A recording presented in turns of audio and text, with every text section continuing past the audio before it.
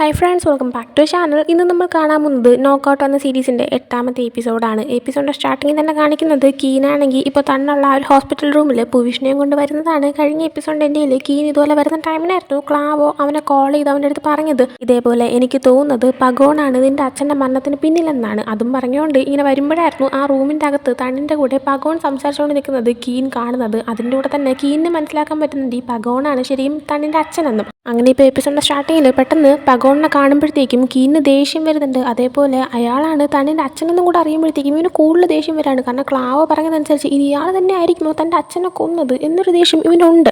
എന്നാൽ അത് പുറത്തൊന്നും കാണിക്കുന്നില്ല. ഇവർ വരുന്നതുകൊണ്ട് തന്നെ പഗോണാണെങ്കിൽ തണ്ണിൻ്റെ അടുത്ത് ഞാൻ പറഞ്ഞ കാര്യം നീ ഒന്ന് ആലോചിക്കാനായിട്ട് പറയുന്നുണ്ട്. അയാൾ എന്താണ് ഉദ്ദേശിക്കുന്നതെന്ന് മനസ്സിലാവുന്നില്ല. എന്തായാലും അതും പറഞ്ഞിട്ട് അയാൾ പോകുന്നുണ്ട്.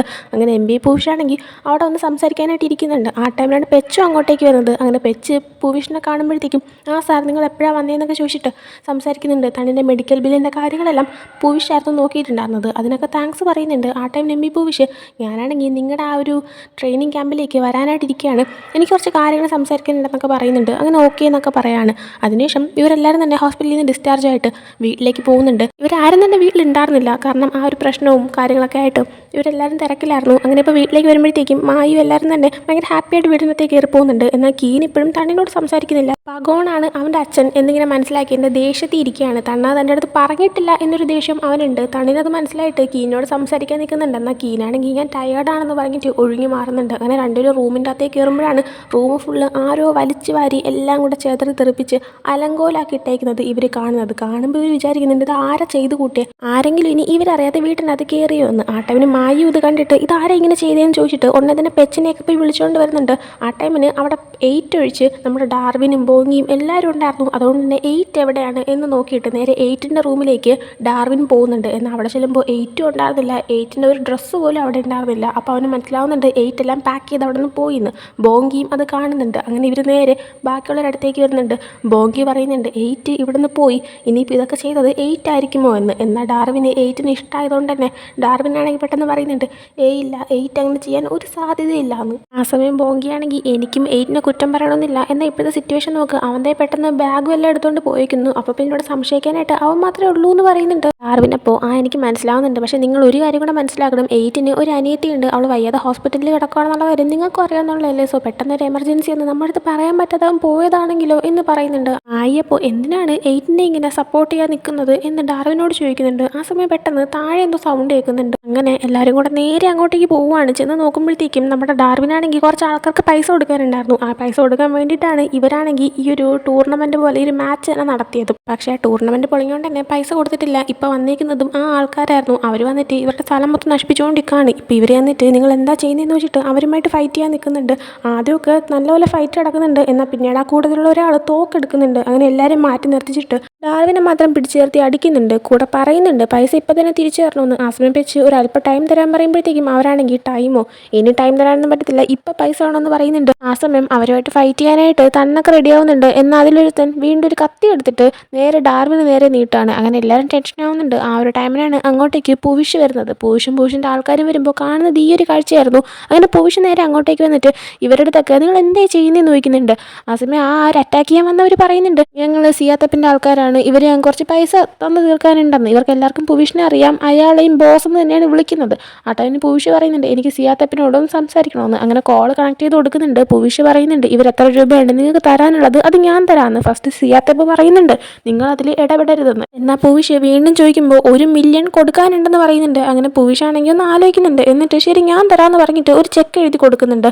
എന്നിട്ട് പറയുന്നുണ്ട് ആൾക്കാരെടുത്ത് ഇനി ഒരിക്കലും ഇവരെ അറ്റാക്ക് ചെയ്യാൻ വരരുത്, നിങ്ങളാണെങ്കിൽ ആരടുത്ത് ഇങ്ങനെ ചെയ്യാൻ നിന്നാലും ഞാനാണെങ്കിൽ ഒന്ന് ഇടപെടുമെന്ന് പറയുന്നുണ്ട്. അങ്ങനെ അവരവിടെ നിന്ന് പോവുകയും ചെയ്യാണ്. അതിനുശേഷം കീനിൻ്റെ അടുത്തും തണ്ണിൻ്റെ അടുത്തും പെച്ചിൻ്റെ അടുത്തും കൂടിയിട്ട് പൂവിഷ സംസാരിക്കുമ്പോൾ ഫസ്റ്റ് തന്നെ അവർ താങ്ക്സ് പറയുന്നുണ്ട് ഇതിനുവേണ്ടി ഹെൽപ്പ് ചെയ്തേനെ. കീൻ ആ സമയം പറയുന്നുണ്ട് ആ ഒരു മാച്ച് നടത്തിയിട്ട് അത് കുളമായി പോയതുകൊണ്ടാണ് പൈസ കിട്ടാതെ പോയത്, ഞാൻ കാരണമാണ് ഇതൊക്കെ സംഭവിച്ചതെന്ന്. പൂവിഷ അപ്പോൾ അങ്ങനെ അല്ലാന്ന് പറയുമ്പോൾ ഡാർവിൻ പറയുന്നുണ്ട് ഞാൻ ആ കടം വാങ്ങിച്ചുകൊണ്ടാണ് ഇങ്ങനെയൊക്കെ സംഭവിച്ചതെന്ന്. ആ ടൈമിനും പൂവിഷ പറയുന്നുണ്ട് നിങ്ങളിങ്ങനെ സ്വയം കുറ്റപ്പെടുത്താൻ നിൽക്കണ്ടാന്ന്. എന്നിട്ട് പുവിഷ് പറയുന്നുണ്ട്, ആക്ച്വലി ഞാൻ നിങ്ങളുടെ ഒരു ഹെൽപ്പ് ചോദിക്കാനാണ് വന്നത്, പക്ഷേ ഇപ്പോൾ നിങ്ങളുടെ ഈ അവസ്ഥ കാണുമ്പോൾ ചോദിക്കാൻ തോന്നില്ല എന്ന് പറയുന്നുണ്ട്. എന്നാൽ പെച്ച് ഇല്ല ചോദിച്ചോളം പറയുമ്പോൾ പുവിഷ് പറയുന്നുണ്ട്, അത് പിന്നെ ആക്ച്വലി ആ ഒരു മാച്ച് തകർന്നതോടെ അതിൻ്റെ നഷ്ടപരിഹാരം എല്ലാം തന്നെ എൻ്റെ അടുത്താണ് കൊടുക്കാൻ പറഞ്ഞേക്കുന്നത്.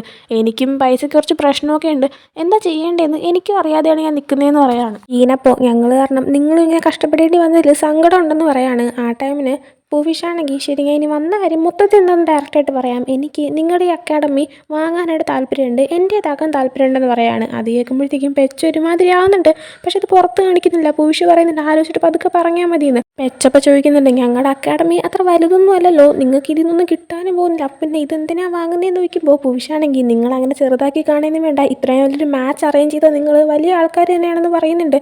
ആ സമയം ഇവരാണെങ്കിൽ സമ്മതിക്കണോ വേണ്ടേ എന്ത് പറയണമെന്ന് അറിയൂടാ നിൽക്കുകയാണ്. പെച്ച് സമ്മതിക്കും എന്ന് തോന്നുന്നൊരു മൊമെൻറ്റിൽ പെട്ടെന്ന് തണ്ണാണെങ്കിൽ ഞങ്ങൾക്കൊന്ന് ആലോചിക്കാനുണ്ടെന്ന് പറയാണ്. അങ്ങനെ പിന്നീട് ഇവരെല്ലാവരും കൂടി ഇരുന്ന് സംസാരിക്കാനായിട്ട് തുടങ്ങുന്നുണ്ട്. സമയം കീന് പറയുന്നത്, നമുക്ക് ഈ ഒരു അക്കാഡമി അങ്ങ് പൂവിഷിന് തന്നെ കൊടുത്തേക്കാം, എന്തായാലും ഇതൊക്കെ ഇതുവരെയായി നിൽക്കുകയല്ലേ, നമുക്കിത് കൊടുത്തിട്ട് നമുക്ക് ഫ്രഷ് ആയിട്ട് വേറൊന്ന് സ്റ്റാർട്ട് ചെയ്യാമെന്ന് പറയുന്നുണ്ട്. ബാക്കിയുള്ളവർ അത് കേൾക്കുമ്പോൾ ശരിയാണല്ലോ എന്നൊരു തോട്ട് അവർക്ക് വരുന്നുണ്ട്. അണ്ണപ്പോൾ പറയുന്നുണ്ട്, പഗോണിൻ്റെ ബോക്സിംഗ് ക്യാമ്പും ഒരു ഡീല് നമുക്ക് വേണ്ടി വച്ചു എന്ന്. ആ ഒരു കാര്യം പറഞ്ഞിട്ട് നേരെ പഗോൺ അവനെ കാണാൻ വരുമ്പോൾ ഒരു ഫ്ലാഷ് ബാക്ക് കാണിക്കുകയാണ്.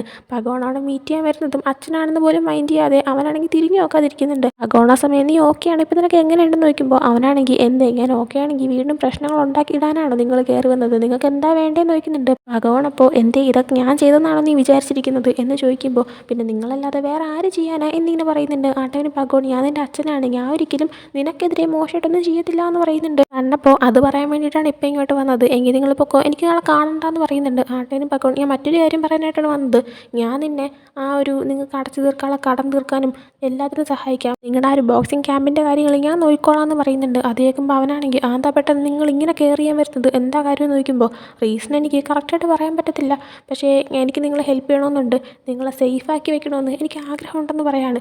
ആ ടൈമിന് അവനാണെങ്കിൽ നിങ്ങൾ 10 വർഷം മുമ്പ് എന്നെ ഇട്ടിട്ട് പോയതല്ലേ, ഇനിയിപ്പോൾ നിങ്ങൾ എന്നെക്കുറിച്ച് അത്രയും കരുതലൊന്നും കാണിക്കാൻ വരണ്ടെന്ന് പറയുന്നുണ്ട്. ആ ഒരു ടൈമിലായിരുന്നു അങ്ങോട്ടേക്ക് കീനൊക്കെ എൻ്റർ ആയത്. അങ്ങനെ ഈ ഒരു കാര്യം പറഞ്ഞുകൊണ്ട് പ്രസൻറ്റിലേക്ക് വരുമ്പോഴത്തേക്കും എല്ലാവരും ഇത് കേട്ടതിന് ശേഷം പെച്ച് പറയുന്നുണ്ട്, പക്ഷേ എനിക്കാണെങ്കിൽ പുവിഷിൻ്റെ അടുത്താണ് പാവം തോന്നുന്നത്, കാരണം അയാൾ നമുക്ക് വേണ്ടിയിട്ട് ഇത്രയൊക്കെ ചെയ്തു തന്നില്ലേ എന്ന്. കീന ആ സമയം തണ്ണിൻ്റെ അടുത്ത് ഇത്ര ഇമ്പോർട്ടൻ്റ് ആയിട്ടുള്ള കാര്യം നീ എന്താ ഇതുവരെ പറയാതിരുന്നത് എന്ന് ചോദിക്കുമ്പോൾ അത് പിന്നെ ഈ തിരക്കിൻ്റെ ഇടയിലും പ്രശ്നത്തിൻ്റെ ഇടയിലും എനിക്ക് പറയാൻ പറ്റാതെ പോയതാണെന്ന് തണ്ണ് പറയുന്നുണ്ട്. കീന ആ സമയം ദേഷ്യത്തിൽ എനിക്ക് എന്നോടൊന്ന് സംസാരിക്കണമെന്ന് പറഞ്ഞിട്ട് നേരെ മുറിയിലേക്ക് പോകുന്നുണ്ട്. അങ്ങനെ തണ്ണും റൂമിലേക്ക് വരുമ്പോഴത്തേക്കും കീനാണെങ്കിൽ ആ പഗോടെന്ന് പറഞ്ഞ അയാളല്ലേ നിന്നെയും ടൈഫൂണിനെയും തമ്മിൽ പിരിച്ചത്, അയാൾ തന്നെ ആയിരിക്കുമല്ലോ മിക്കവാറും നിനക്കും ഈ ഒരു മാച്ചിൻ്റെ ഇടയിൽ പണി എന്നത് എന്നിങ്ങനെ ചോദിക്കുന്നുണ്ട്. തണ്ണാ സമയം പഗോണ് എൻ്റെ അച്ഛനാണെന്ന് അറിഞ്ഞതിൻ്റെ കാര്യത്തിലാണോ നീ ഹോസ്പിറ്റലിൽ വെച്ച് എൻ്റെ അടുത്ത് ദേഷ്യത്തിയിരുന്നത്, അക്കാര്യം ഞാൻ നിൻ്റെ അടുത്ത് മനഃപൂർവ്വം മറച്ചു വെച്ചതല്ല എന്നിങ്ങനെ പറയുന്നുണ്ട്. ആ ടൈമിന് കീനാണെങ്കിൽ ഞാൻ വിചാരിച്ചു നീ എൻ്റെ അടുത്ത് എല്ലാ കാര്യങ്ങളും ഷെയർ ചെയ്യുമെന്ന്, പക്ഷേ ഇത്ര ഇമ്പോർട്ടൻ്റ് ആയിട്ടുള്ള കാര്യം നിൻ്റെ അടുത്ത് പറയുക പോലും ചെയ്തില്ലല്ലോ, ഞാൻ കരുതി നിനക്ക് നിൻ്റേതായ റീസൺസ് ഉണ്ടെന്ന്, അതൊക്കെ കരുതിയിട്ട് ഞാൻ സമാധാനിക്കാമെന്ന് വിചാരിച്ചു, പക്ഷേ എന്നെ കൊണ്ടത് പറ്റുന്നില്ല എന്ന് പറയുന്നുണ്ട്.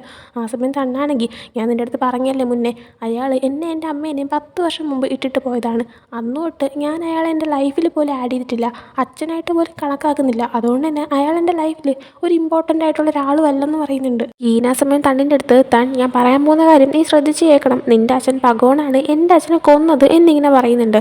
അതിനുശേഷം ക്ലാവ് അവൻ അയച്ചു കൊടുത്ത പഗോൺ എപ്പോഴും അയാളുടെ ഷർട്ടിൽ വെക്കാറുള്ള ഒരു പിന്ന് പോലത്തെ ഡിസൈൻ വരുന്ന സാധനമുണ്ട്, അതിങ്ങനെ തറയിൽ കിടക്കുന്നത് കാണിച്ചു കൊടുക്കുന്നുണ്ട്. എന്നിട്ട് പറയുന്നുണ്ട് മൂവി എന്ന് പറയുന്ന ഒരു പെൺകുട്ടി മരിച്ചു, ആ പെൺകുട്ടിയുടെ സീനിൽ നിന്ന് കിട്ടിയതാണ്, എൻ്റെ അച്ഛനും ആ പെൺകുട്ടി മരിച്ചത് ഒരേപോലെയായിരുന്നു, പക്ഷേ അന്വേഷിച്ച് അറിയാൻ കഴിഞ്ഞത് ആ പെൺകുട്ടി പട്ടിയുടെ ആക്രമണത്തിലാണ് മരിച്ചതെന്ന് പറഞ്ഞെങ്കിലും അവിടെ പട്ടികളുടെ ശല്യം അങ്ങനെയൊന്നും ഉള്ളതായിട്ട് പറയുന്നില്ല, ആരോ അവളെ കൊന്നിട്ട് അവിടെ കൊണ്ടിട്ട പോലെയായിരുന്നു, എൻ്റെ അച്ഛനെയും അങ്ങനെയാണ് കൊന്നതെന്ന് എനിക്ക് തോന്നുന്നു, ഞാനാണെങ്കിൽ വെറുതെ പറയുന്നില്ല, എനിക്ക് ശരിക്കും നിൻ്റെ അച്ഛനാണെന്ന് ഡൗട്ടുണ്ട്, പിന്നെ നീയാണെങ്കിൽ എന്നെ സപ്പോർട്ട് ചെയ്തില്ലെങ്കിലും കുഴപ്പമില്ല, കാരണം അയാൾ നിൻ്റെ അച്ഛനല്ലേ, എനിക്ക് നിന്നെ മനസ്സിലാക്കാൻ പറ്റുമെന്ന് പറയുന്നുണ്ട്. എന്നാൽ തണ്ണാണെങ്കിൽ തെറ്റ് ചെയ്ത ആരായാലും ശിക്ഷ അനുഭവിക്കേണ്ടതാണ്, നിന്നെ സപ്പോർട്ട് ചെയ്യാനായിട്ട് ഞാൻ എപ്പോഴും കൂടെ ഉണ്ടാവും എന്ന് പറയുന്നുണ്ട്. ആ ടൈമിനാണ് പെട്ടെന്ന് അങ്ങോട്ടേക്ക് ഡാർവിൻ കയറി വരുന്നത്. വന്നിട്ട് തണ്ണിൻ്റെ ആ ഒരു വെള്ളത്തിൽ ആരാണ് മരുന്ന് മിക്സ് ചെയ്തിട്ട് അവനെ ബോധം കെടുത്തിയതെന്ന് കണ്ടുപിടിച്ചു എന്ന് പറയുന്നുണ്ട്. അങ്ങനെ നമ്മളൊരു ഫ്ലാഷ് ബാക്ക് കാണിക്കുകയാണ്. അന്ന് മാച്ചിൻ്റെ ടൈമിൽ 8ൻ്റെ മാച്ച് കഴിഞ്ഞതും 8നൊരു കോൾ വന്നിട്ട് അവൻ പെട്ടെന്ന് പോയിട്ടുണ്ടായിരുന്നു. ആ കോളിൽ അവനെ വിളിച്ചത് സിയാത്തെപ്പെന്ന് പറഞ്ഞിട്ട് നമ്മുടെ ഡാർവിൻ പൈസ കൊടുക്കാണ്ടായിരുന്ന അയാളായിരുന്നു. അയാളാണെങ്കിൽ ഇവൻ്റെ അനിയത്തിനെ കൊന്നു കളയുമെന്ന് പറഞ്ഞ് ഭീഷണിപ്പെടുത്തിയിട്ട് ഇവനെ കൊണ്ട് ചെയ്യിപ്പിച്ച പരിപാടിയായിരുന്നു. ഇവനാണെങ്കിൽ ചെയ്യണമെന്ന് തീരെ താല്പര്യമില്ല. അവൻ വീണ്ടും ചോദിക്കുന്നുണ്ട് ഇങ്ങനെയൊക്കെ വേണോ,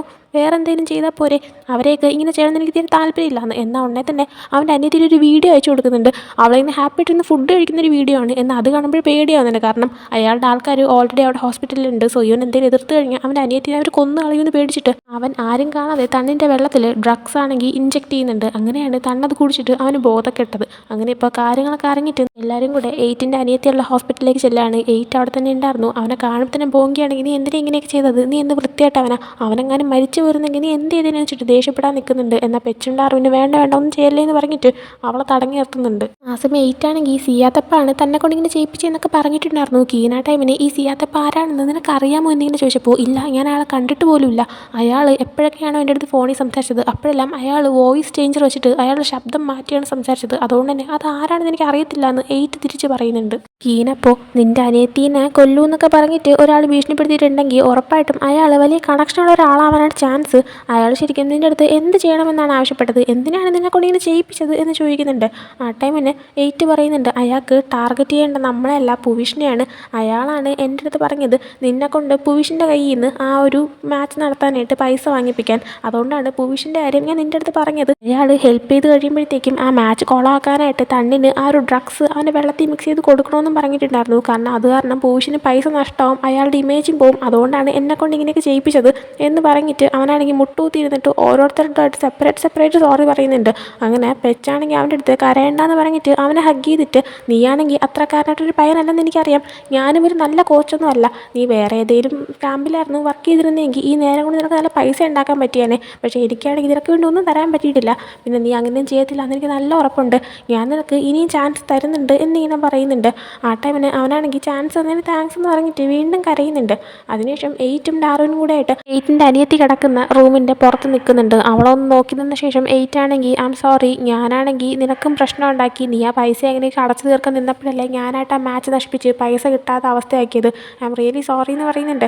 ആ സമയം ഡാർവിനാണെങ്കിൽ ഇല്ല കുഴപ്പമില്ല, നീയാണെങ്കിൽ എങ്ങാനും അങ്ങനെ ചെയ്യാതിരുന്നിരുന്നെങ്കിൽ നിൻ്റെ അനിയത്തിക്ക് എന്തെങ്കിലും സംഭവിക്കുമായിരുന്നല്ലോ. അതുകൊണ്ട് തന്നെ ഇവിടെ ഇപ്പോൾ നിന്നെ കുറ്റം പറയാനായിട്ട് എനിക്ക് പറ്റും തോന്നുന്നില്ല. കാരണം നിൻ്റെ അനിയത്തിയുടെ ജീവൻ തന്നെ നഷ്ടപ്പെട്ടേനെ. നീ അതങ്ങ് വിട്ടേക്ക്, നമുക്കെല്ലാം ഒന്നേന്ന് സ്റ്റാർട്ട് ചെയ്യാം. എന്തായാലും എല്ലാ പൈസയും എം ബി പൂവിഷ് നമുക്ക് വേണ്ടി കൊടുത്ത് തീർത്തല്ലോ, അപ്പോൾ പിന്നെ ഇനി വേറൊന്നും വേണ്ട, എല്ലാം ഓക്കെ ആണെന്ന് പറയുന്നുണ്ട്.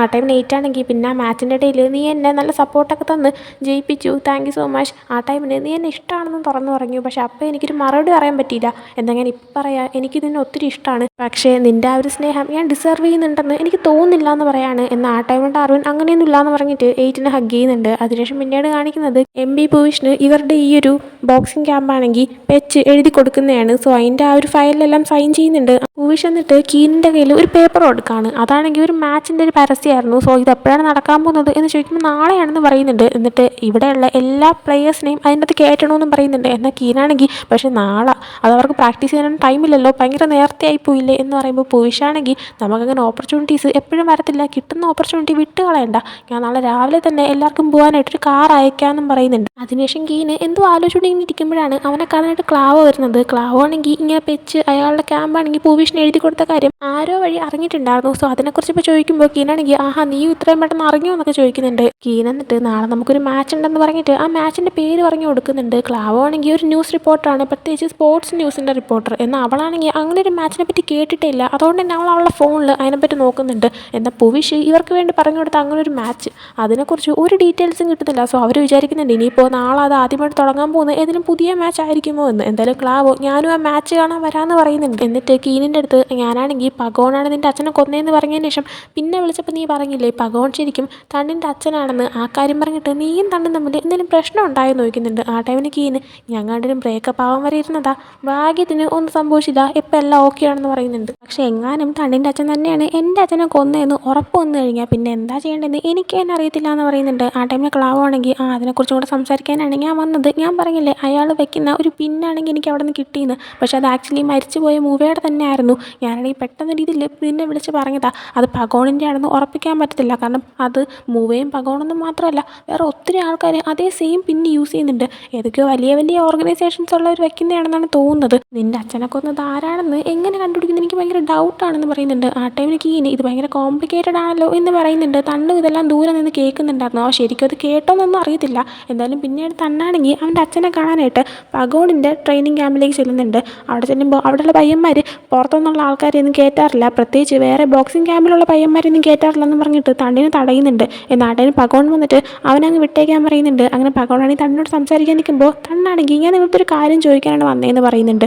അപ്പോൾ മാറി നിന്ന് സംസാരിക്കാമെന്ന് പറയുമ്പോൾ പകോണാണെങ്കിൽ പറ്റത്തില്ല, എനിക്ക് സമയമില്ല, വേണമെങ്കിൽ ഇവിടെ വെച്ച് ചോദിക്കാനായിട്ട് പറയുന്നുണ്ട്. അങ്ങനെ തണ്ണ് ചോദിക്കുന്നുണ്ട്, കീനിൻ്റെ അച്ഛനെ കൊന്നത് നിങ്ങളാണോ എന്ന്. പകോൺ അപ്പോൾ നിനക്ക് ഞാൻ മറുപടി തരണമെങ്കിൽ നീയാണെങ്കിൽ ഞാനുമായിട്ട് ബോക്സിങ് ചെയ്യാനായിട്ട് പറയുന്നുണ്ട്. അങ്ങനെ തണ്ണ് സമ്മതിക്കുന്നുണ്ട്, രണ്ടുപേരും കൂടെ ബോക്സിങ് ചെയ്യുന്നുണ്ട്. എന്നാൽ അയാളാണെങ്കിൽ തണ്ണിനെ അടിച്ചിടുന്നുണ്ട്. ഇതേ ടൈമിന് ടൈഫോൺ അങ്ങോട്ടേക്ക് വന്നിട്ട് ഇത് കണ്ടുകൊണ്ടിരിക്കുന്നുണ്ടായിരുന്നു. അടുത്ത് കീനിനെയൊക്കെ കാണിക്കുമ്പോൾ ഇപ്പോൾ അവർക്കാണെങ്കിൽ പൂവിഷ് റെഡിയാക്കി കൊടുത്ത ഒരു മാച്ചിൻ്റെ ദിവസമായിരുന്നു. പൂവിഷ് കൊടുത്തു വിട്ട ഒരു വണ്ടിയിൽ എല്ലാവരും കയറുന്നുണ്ട്. എന്നാൽ തണ്ണിനെ കാണുന്നില്ല. അങ്ങനെ കീൻ നോക്കുമ്പോഴാണ് തണ്ണ് അവന് ഓൾറെഡി ഒരു മെസ്സേജ് ഇട്ടിട്ടുണ്ടായിരുന്നു. അതിൽ പറഞ്ഞിട്ടുണ്ടായിരുന്നു, നിങ്ങൾ എനിക്ക് വേണ്ടി വെയിറ്റ് ചെയ്യേണ്ട, ഞാനാണെങ്കിൽ ആ ഒരു മാച്ച് നടക്കുന്ന സ്ഥലത്തേക്ക് ഡയറക്റ്റ് വന്നോളാം, നിങ്ങൾ പൊക്കോളാനായിട്ട്.